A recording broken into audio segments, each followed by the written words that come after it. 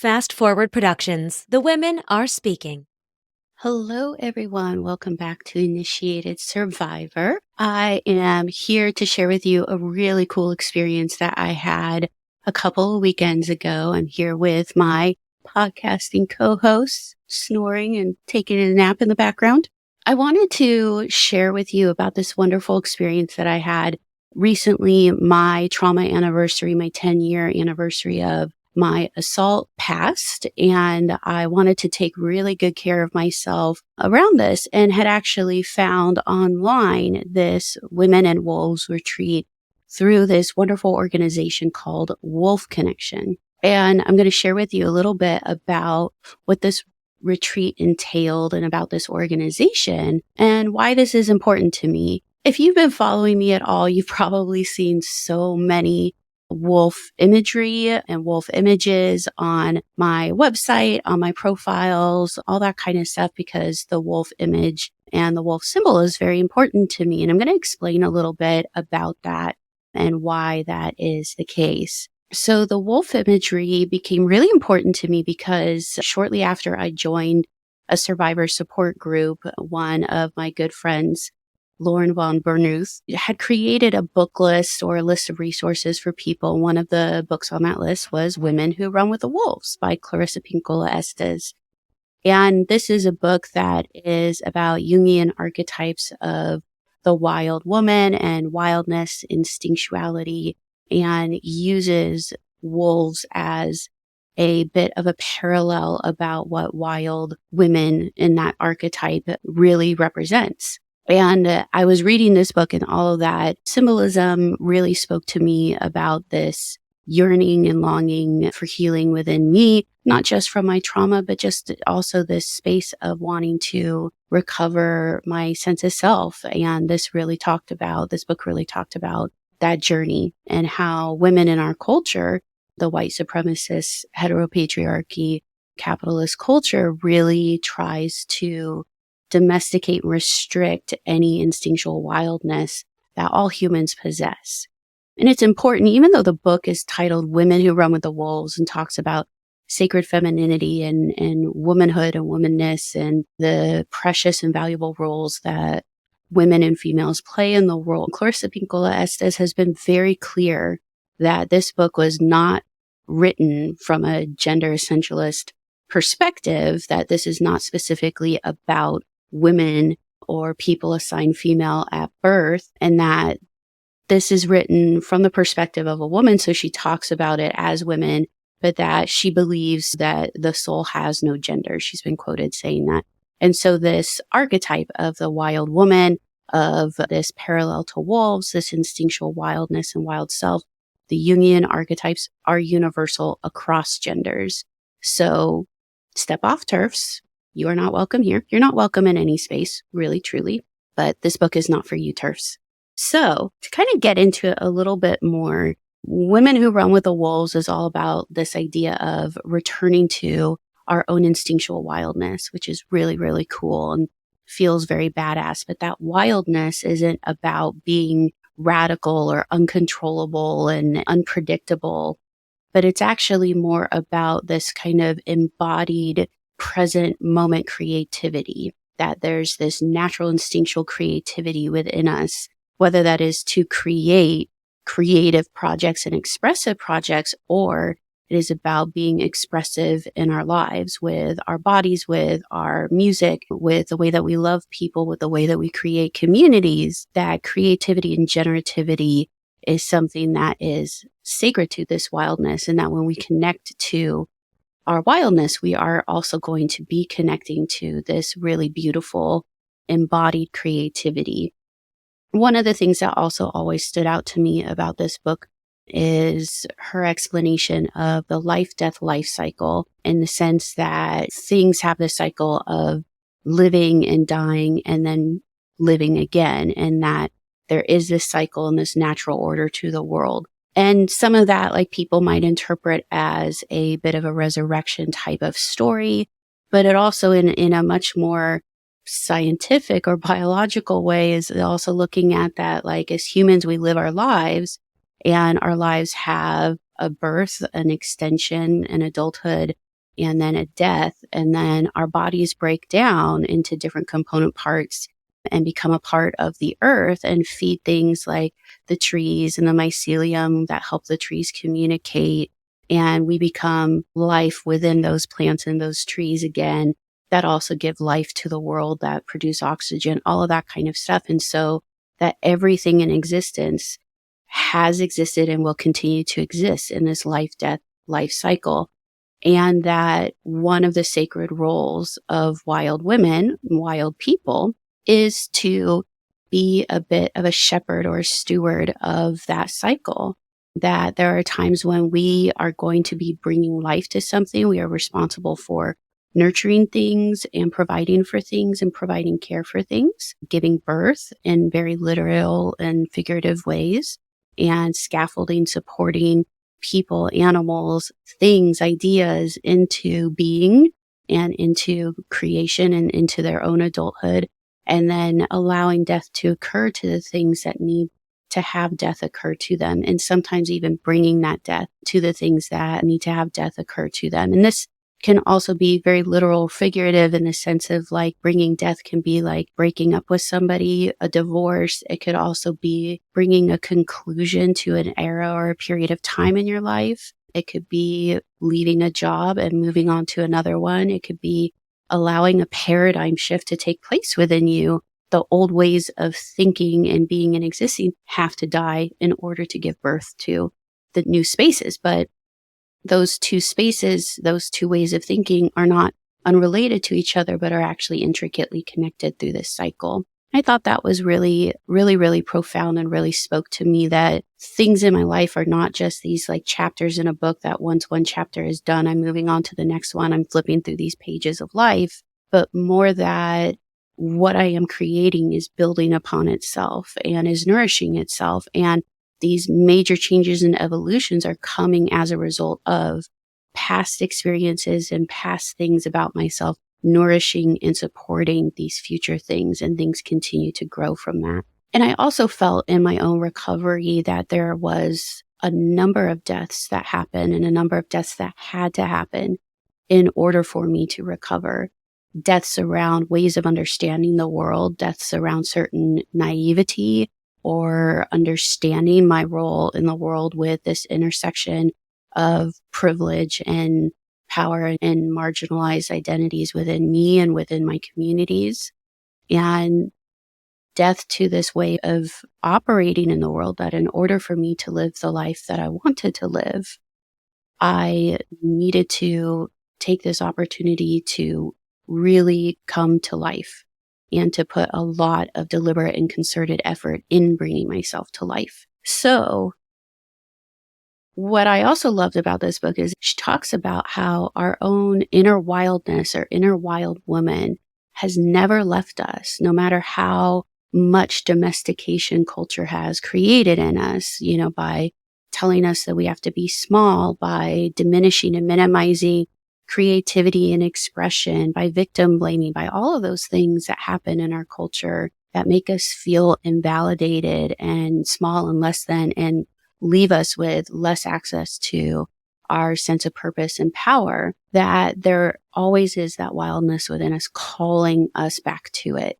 That part of ourselves never ever leaves us. And I definitely felt that sense of fear that maybe that was one of the deaths that was suffered as part of the assault. And through reading this book, feeling that sense of connection and that pull and hearing the different ways that my own inner wild woman was calling back to me. Some of those ways for me were just like this sense of longing to write a story or to be a writer, to notice that in all of my plans that I was making, even fantastical plans, always involved me sitting somewhere and writing, and having space to write. And that was that wildness, that creativity coming back to me, that desire to play music and feel the music coming out of a musical instrument, even if it's really squawky and not so great. That was the inner wildness coming back to me, the sense of rage and anger that I would feel when I would hear people spout rape culture myths and reinforce rape culture and reinforce violence against people.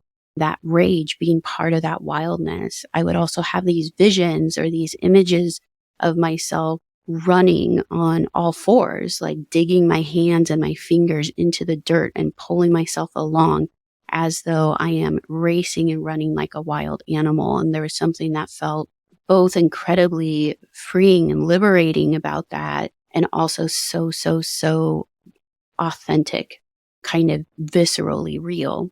And that by reconnecting to this wildness within us, by finding our pathways back, and she uses the method of storytelling, which is definitely a classic method of reconnecting to ourselves, repairing wounds, and healing ourselves and our community. This is something that many cultures practice in varying different ways, not just to teach lessons and pass down traditions, but also to offer healing and medicine. And she uses that storytelling in this book with different folklore and fables to share these stories about wildness and coming back to our wildness. That in the ways in which we reclaim wildness, this can also help us repair trauma, recover a sense of self, reconnect into our community, regenerate our own sense of inner strength and inner power, connect us to our own wisdom, and revitalize our lives.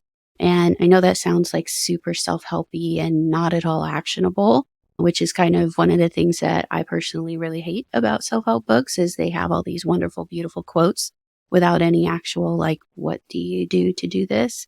Embrace your inner wildness. Like, what does that even mean? So I'll talk about that in a moment, about what that can look like and what that can mean and how you can connect to this archetype in a very real way.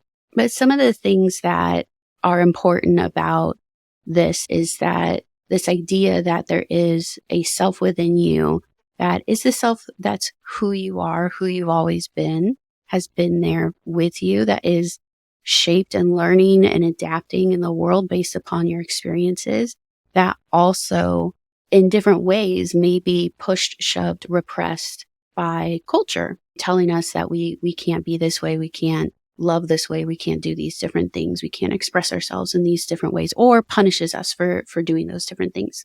The ways of reclaiming that is to almost kind of like tiptoe into the forest of, I'm going to sit down with a notebook and just like journal for a little bit to practice writing. I might contact a music teacher to see if I can resume lessons, or just pull out my cello and just sit with it for a little bit. This is tiptoeing back into those things. And for me, the cello itself is actually a symbol of that wildness or that true self speaking out in an important way, because, you know, when I was growing up, my family had a lot of creativity and expressiveness, and music is something that was a part of life and experienced and brought, you know, just joy and fun into the family. And of course, like when I was in junior high and high school, had to join band and played the clarinet, and that was fun. It was nice. It never really stood out to me as like a significant thing, although I really enjoyed it and enjoyed the impact that music had on my own learning and understanding about things. But when I was in college, I was pursuing psychology, was connecting to social justice movements, and was doing all of these things. I just started to hear this voice or this urging to get back into playing music or to connect with playing music. That it wasn't just about listening to music or just learning how to play popular songs, but actually the act of being at one with an instrument, moving in a way that pulls sound from it in a vibration that can be felt and heard and emotionally changing. And the image that kept coming to my mind and the sound that kept coming to my mind was the cello. And I started listening to Yo-Yo Ma playing Bach's cello suites. I started looking at cello music, started listening to different songs by cellos, and then started reaching out for lessons. And down this path, like rented a cello, started taking lessons, found out that like one of my good friends, who was one of the leaders in my social justice activism groups, had actually gone to conservatory to play cello and offer cello lessons. And so this got to be something that we shared that made our friendship really special. And it really came from a place of like, I don't want anything from this except to just experience it and experience all of the things that were a part of that, of frustrations when it was really difficult to make certain sounds or to get my hands and my fingers and my body to do a certain thing to get the cello to sing the way it's supposed to sing, as well as all of the joy when something just clicks and all of a sudden, like, I'm just feeling this flow and everything's moving as it should. And I could hear the song coming from the cello the way that I'm dreaming it to be. And that it is just about that connection and that experience of that moment, that it's not because I want to become a successful, famous cellist. I don't necessarily want to play with an orchestra, although it'd be pretty fucking awesome if I did at some point in my life. But it was just because I wanted to. There's a lot of experiences of that in my life, of times when I listen to this weird little tiny urging in my mind of like, you want to do this. You want to write stories. You want to be engaged in certain things. You want to connect to people in a certain way. You want to have a sense of community. You want to be close to nature and get your feet on some grass or some sand or get into a forest and touch a tree with permission, that kind of thing.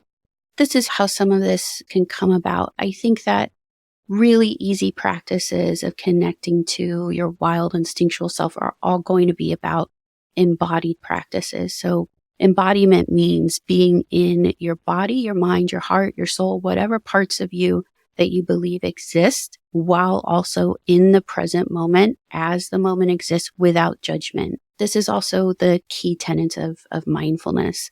So practicing mindfulness practices, you can do guided mindfulness practices, on YouTube, on Headspace, all of these different places that offer guided meditations and mindfulness practices around being in your body and being present without judgment can be a wonderful practice of starting to tune in. We think about meditation oftentimes as about reciting something, telling something, saying something. And mindfulness is actually about receiving something, listening, being open and receptive.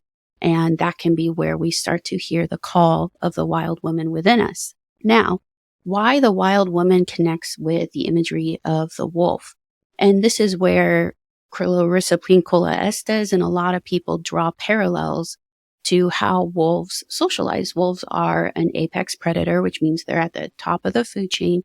But what's really interesting about this too, and we see this time and again, is that while our apex predators feel inherently threatening because they have no natural predator themselves, they actually oftentimes are very responsible for keeping the ecology of their environment balanced. And wolves are like that too. We saw that happen where when wolves were taken out of Yellowstone National Park, I believe it was Yellowstone, started the ecology of the environment really changed, started to suffer. So they brought the wolves back in within 1 year. The environment completely started to flourish again. But either way, that we understand that apex predators are not just predators, but they're actually key shepherds in guiding the ecology of the environment and being responsible for that life-death life cycle of our environment and creating that balance through it. And they hold that sacred role very instinctively. That we also see that wolves are very social. They have a pack. They organize in these relationships and care and are very protective of their pack, of their pups, of the relationships that they create, that they can tune into their wildness, to playfulness, to protectiveness and rest as well as their own kind of songs too. And we see that happen with wolves and with this wild woman archetype, this sense of connection around community and socializing, protectiveness, as well as playfulness and love, and this sense of purpose and this interweaving into this sacred role in keeping harmony, balance in the environment and the spaces around us.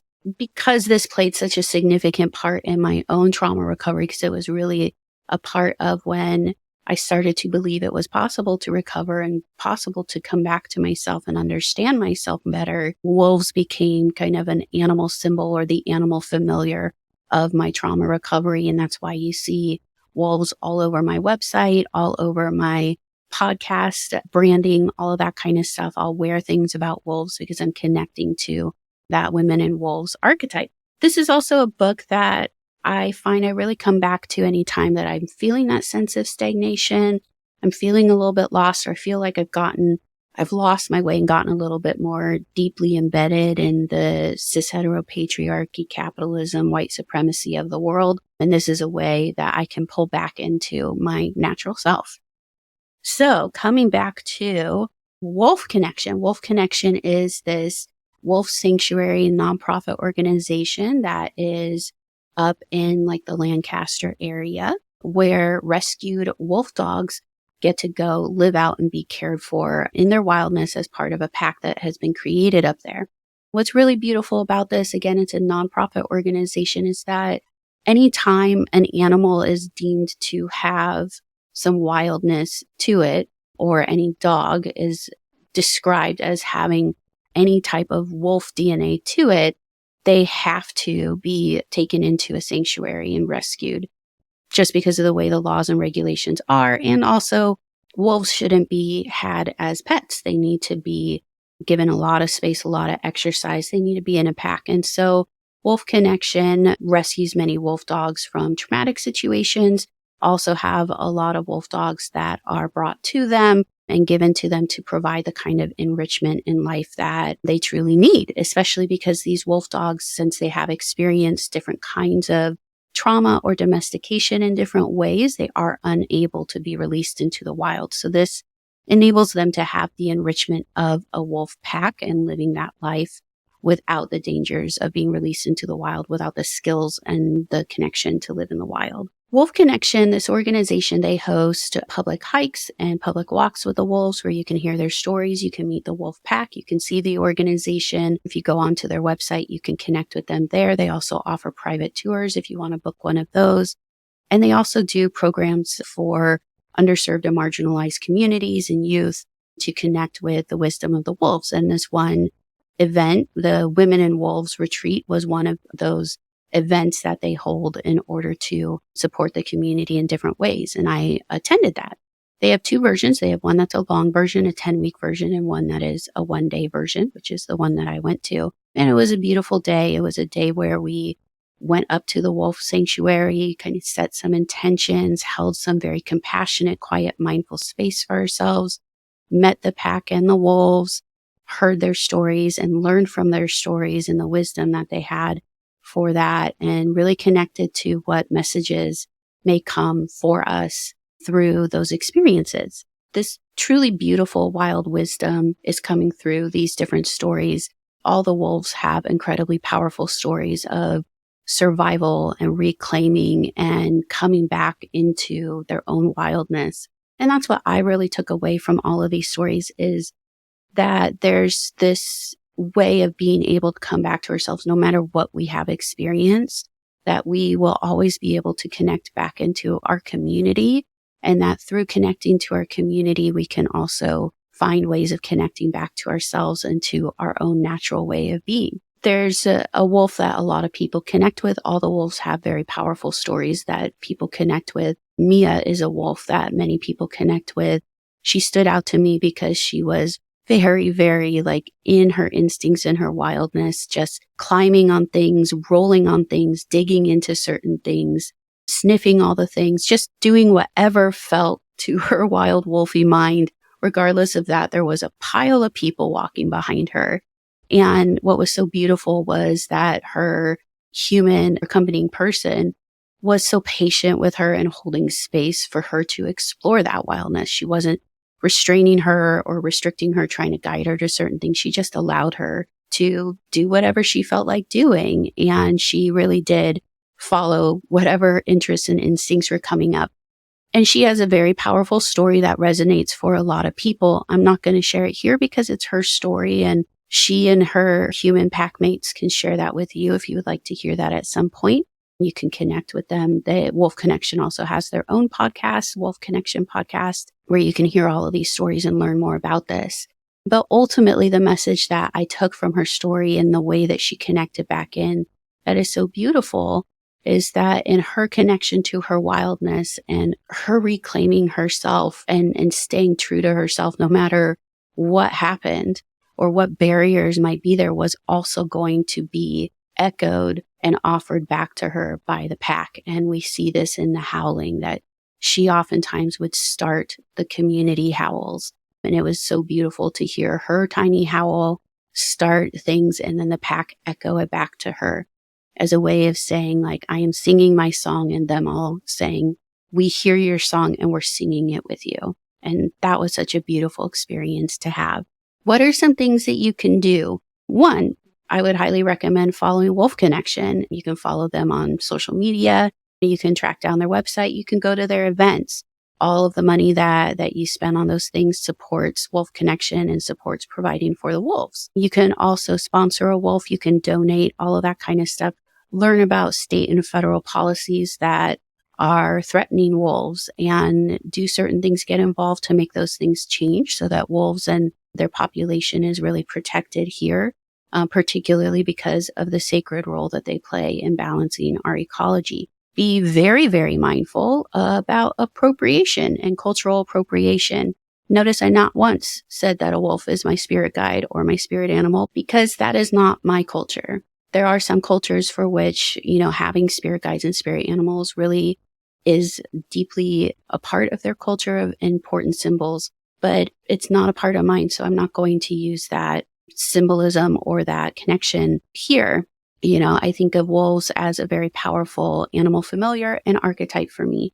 So be mindful of spiritual bypassing and cultural appropriation in the ways that you want to connect with animal symbolism and archetypes and that kind of thing.